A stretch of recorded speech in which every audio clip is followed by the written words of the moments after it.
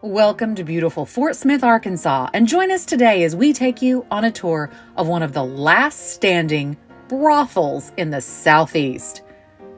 Fort Smith today is full of beautiful historic homes, incredible downtown architecture with buildings from all periods, and some of the friendliest people you'll ever meet. But just 100 years ago, Fort Smith was known as Hell on the Border. Join us on this little tour and let us show you how this city earned its nickname.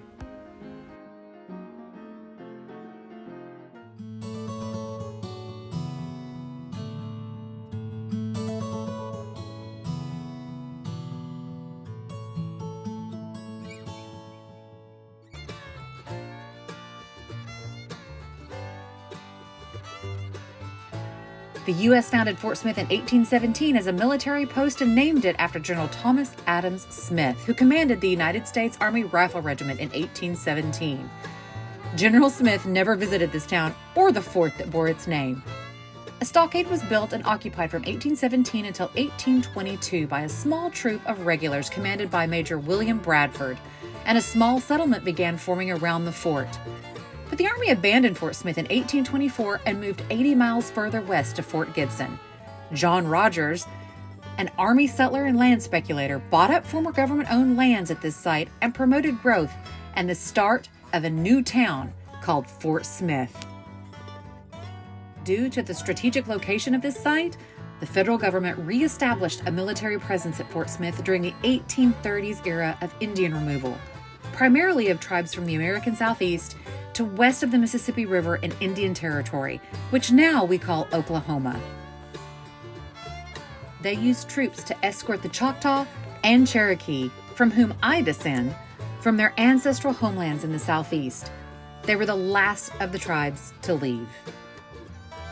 And this is a journey that's widely called the Trail of Tears. During the United States Civil War, Union troops under General Steele took control of Fort Smith on September the 1st of 1863.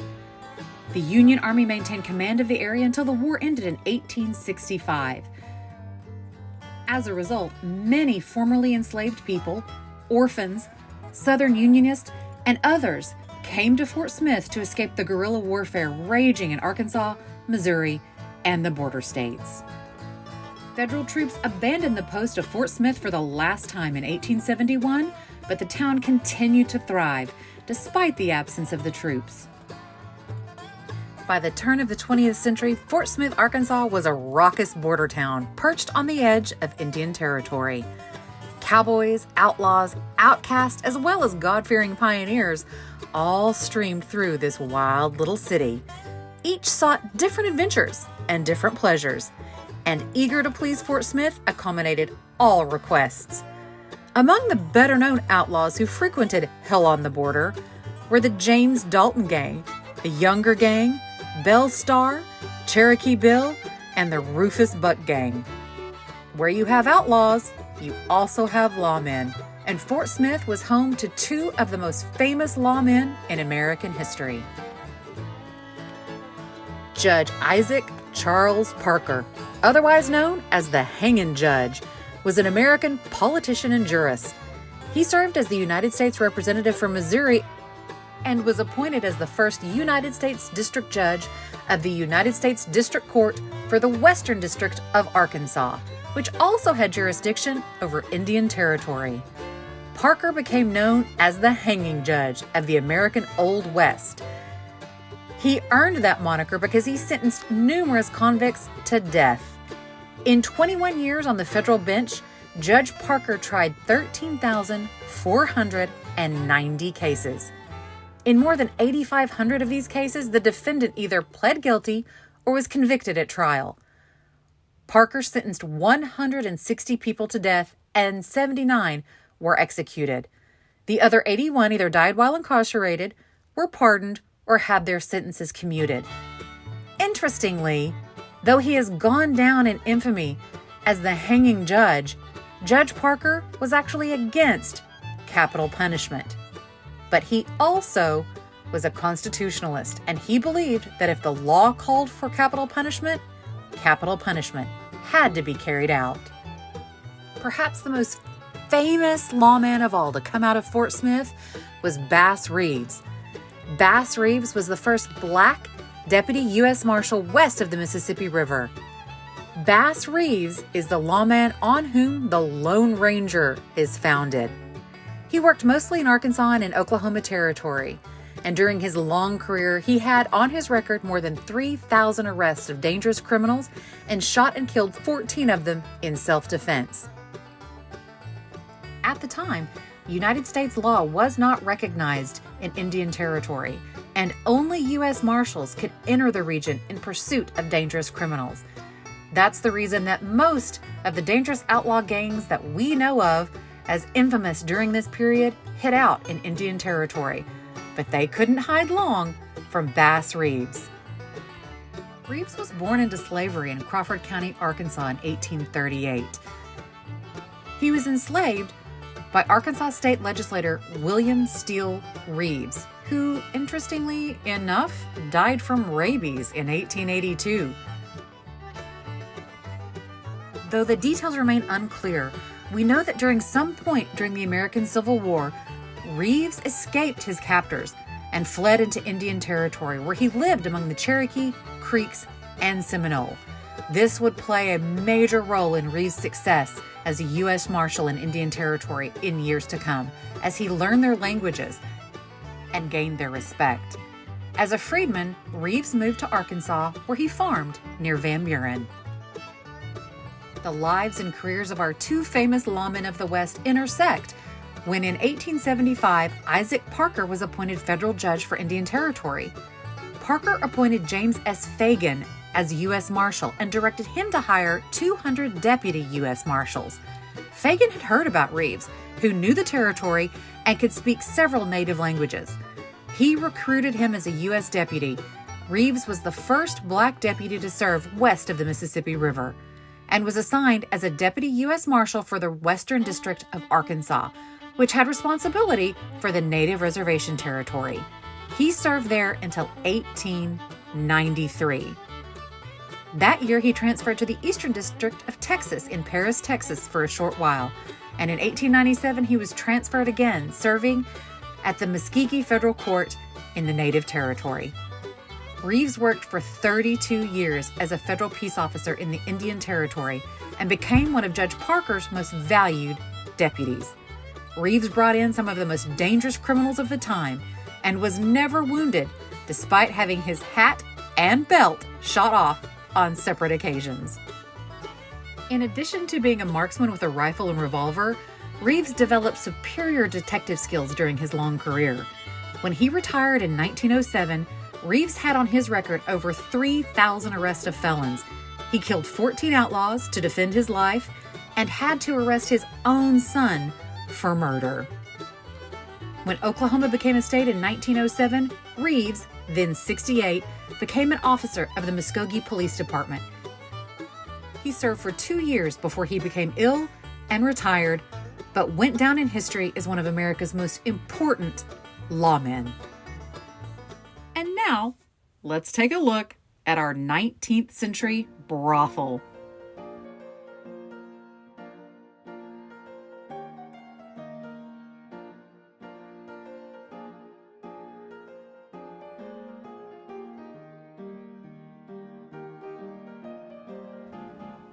Houses of ill fame catered to one of many vices that were practiced and enjoyed openly in the frontier town of Fort Smith. Fort Smith had a bustling front street along the Arkansas River, which was an infamous red light district known as the Row. Here, in 1903, Laura Ziegler opened a new brothel with $3,000 that she borrowed from a respectable local bank. Business was so good from the start that she paid off the loan in 17 months. Originally named the Riverfront Hotel, Miss Laura's soon became one of the most celebrated bordellos in the Southwest. Her ladies were known to be the most refined and healthiest of Fort Smith's daughters of joy. Miss Laura herself was a poised and attractive lady who was known to have occasionally confronted a rowdy customer holding a .45. Life at Miss Laura's was filled with song, dance, gambling, and of course, other pleasures. During a good business month, champagne was chilled in an upstairs bathtub and served at no charge to appreciative customers. Fort Smith's first player piano banged out popular tunes there while patrons of all classes mingled with the ladies. Many prominent local figures also were known to frequent the flourishing Bordello, and Miss Laura reaped the profits. By 1910, the golden days had passed. Growing voices within Fort Smith called for the closing of the commercial houses, and politicians who tolerated the shady businesses now felt the pressure of a community tiring of the frontier permissiveness.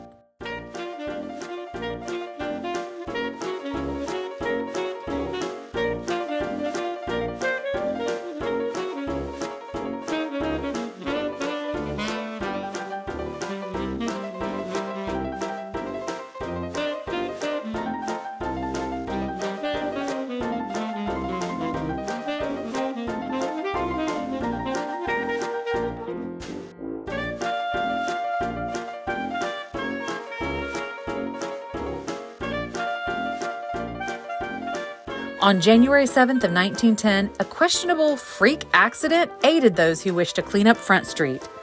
Late that night, an oil storage tank near the houses exploded, rocking all of Fort Smith.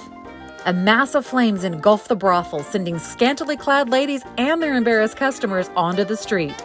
Fortunately, no one was killed, and the incident later became known as the Night of the Lingerie Parade. Strong winds that night blew the flames within 75 feet of Miss Laura's. Inexplicably, the wind shifted and blew the fire away from the old house. 2 of the town's other brothels burned to the ground in the blaze.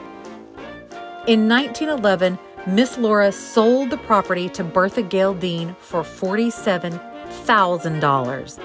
Laura Ziegler then dropped out of Fort Smith and history, and little is known about her later years. Soon after her departure, business slowed and the neighborhood descended into slums. Bertha Gale Dean owned the property until her death in 1948. During her ownership, the property became an informal haven for drifters, drunks, and gamblers. The building stood abandoned until 1963 when its owners announced the decaying building would be demolished unless a buyer could be found. Donald W. Reynolds saw the need to save this important part of Fort Smith's early days and rescued Miss Laura's from the wrecking ball. In 1973, the building was selected for inclusion in the National Register of Historic Places, and restoration began in 1983. Miss Laura's Restaurant and Social Club opened 1 year later, and Miss Laura's had finally become respectable. The architecture of the house is unique. The clapboard structure is simple yet elegant, an example of Second Empire Victorian architecture, with a mansard roof trimmed in wrought iron and oeil de boeuf dormer windows. You'll also notice there's a front door and a side door.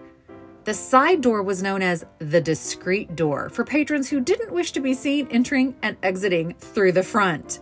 Patrons would enter the side discreet door and go into the front room, where they would select their entertainments for the evening, then be escorted upstairs.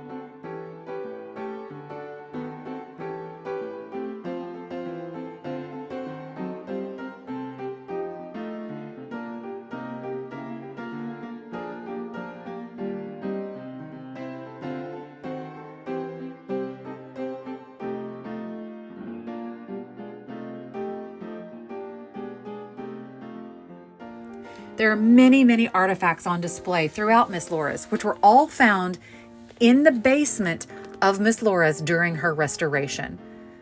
A woman's dress on the wall was found during the restoration, and as you can see, it doesn't resemble at all what we think of as 19th century brothel attire. It's elegant, simple, and very modest. The women who worked at Miss Laura's were required to be fully clothed when downstairs.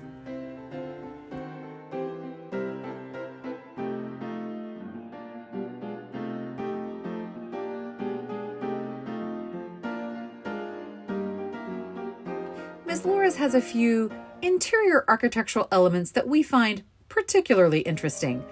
First among those are the extra wide stair treads, which just happen to be the width of a typical man's foot in the 1890s, along with a spur.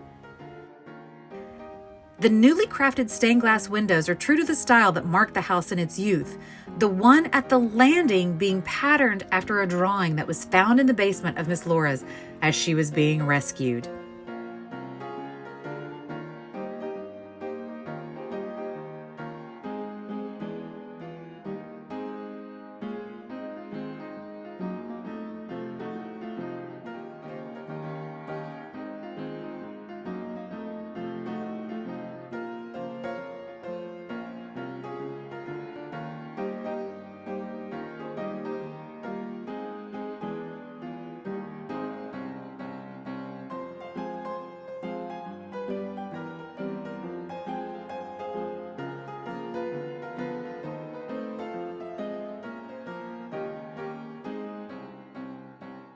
Inside, the guest rooms are papered in different and decidedly female prints.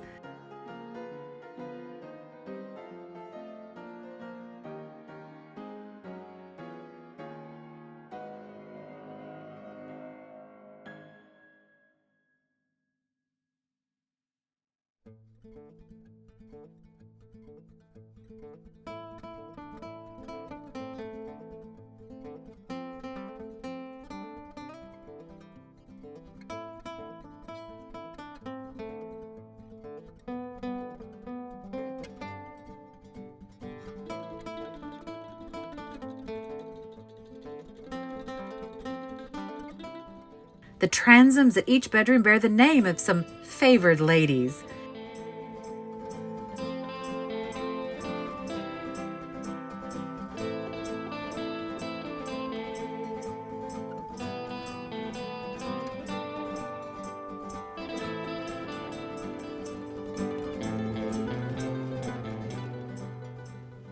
The furnishings are Victorian and much the same that were used when Miss Laura owned it.